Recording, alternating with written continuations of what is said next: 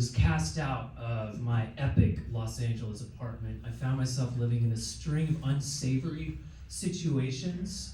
But there was a new prospect on the horizon, and for the sake of this story, let's just call her passive-aggressive Patty. Now, passive-aggressive Patty was a heavier-set woman with frizzy gray hair and piercing blue eyes. She had a very commanding presence and a booming voice. She was very much a from the theater.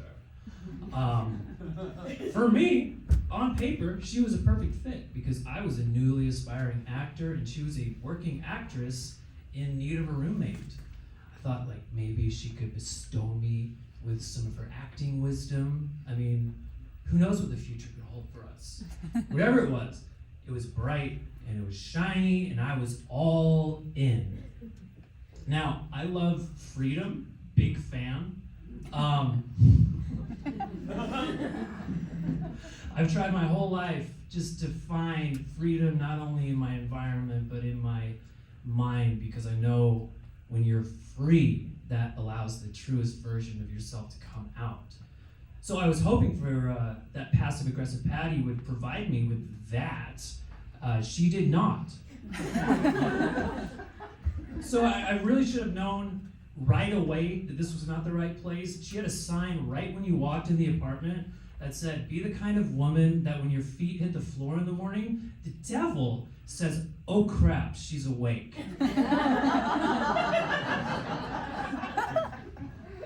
It did not take long for the red flags to start popping up. This was on day one. She was giving me a tour of the apartment, and we were in the bathroom. So she's telling me, you know, whenever you take a shower, be sure to hang the bath mat on the bathtub so it dries properly, no problem. And then she turns around and points at the toilet and says, "And this is not a urinal," which I took to mean, you better sit down when you pee from now on.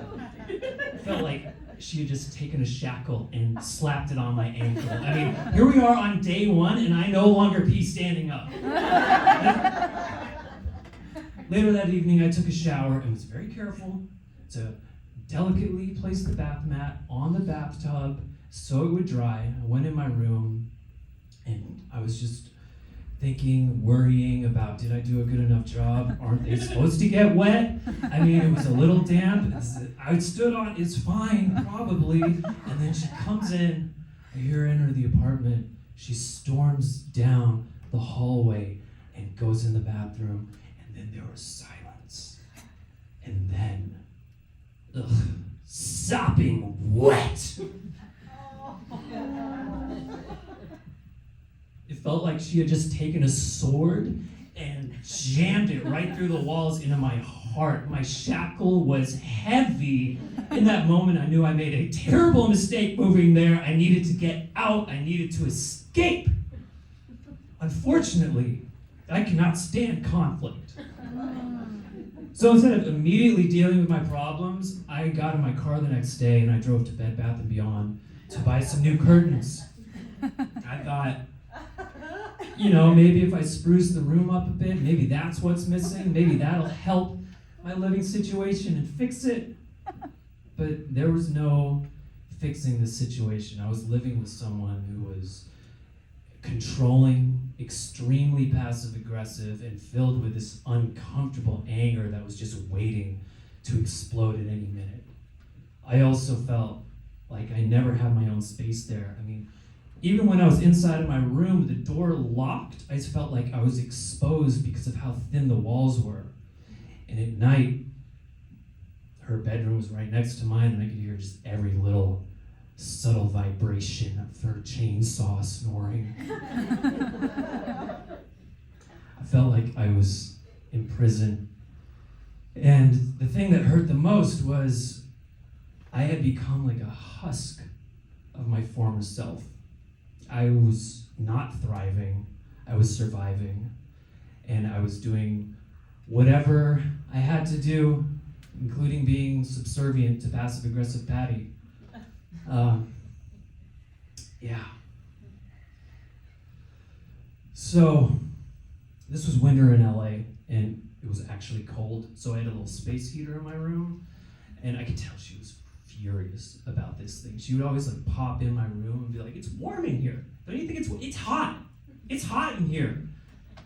Okay, you know, I was cold. But then one day, I get a knock on the door, and it's her. And she has this old tattered robe of hers.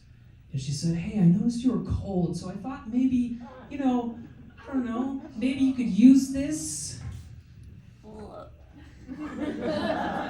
Look, she already had me sitting down when I peed, okay? I was following all her rules. I was not going to start wearing her clothes.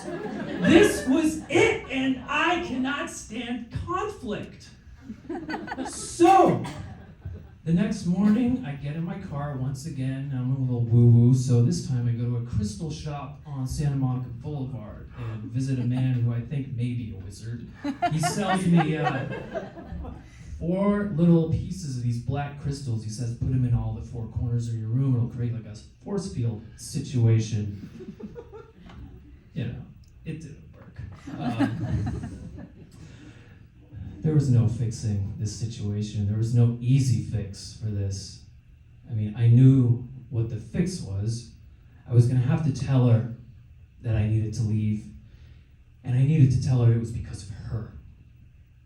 Now, I dreaded having this conversation. I mean, I had just moved in, and I was going to have to tell her I needed to move out.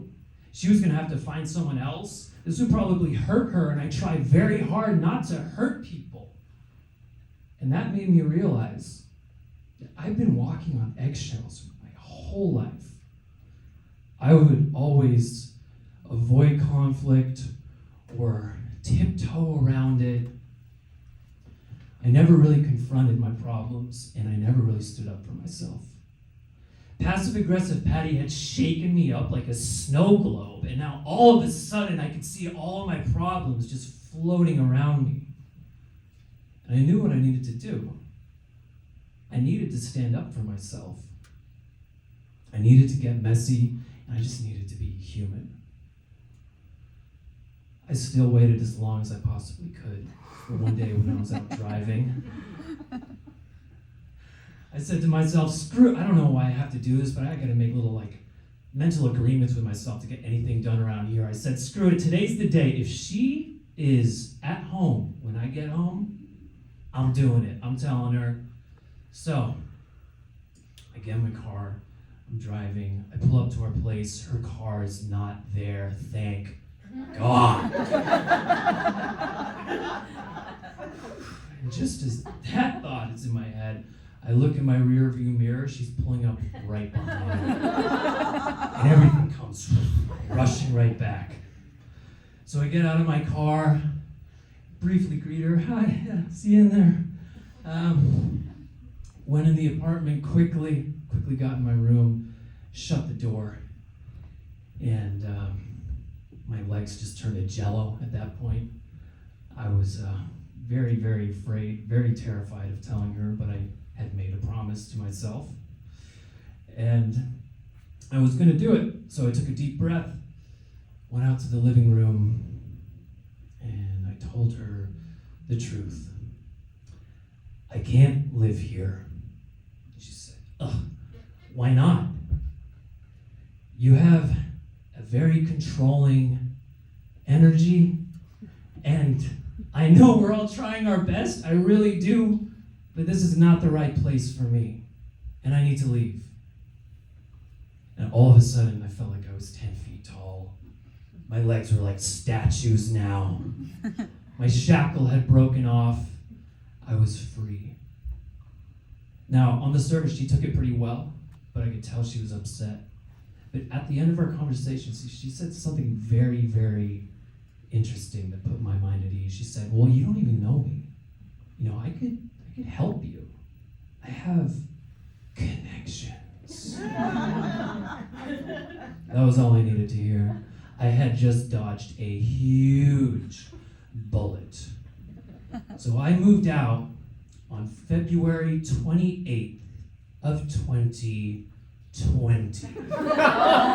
Which means if I had waited just one more month, I would have been quarantined Bye.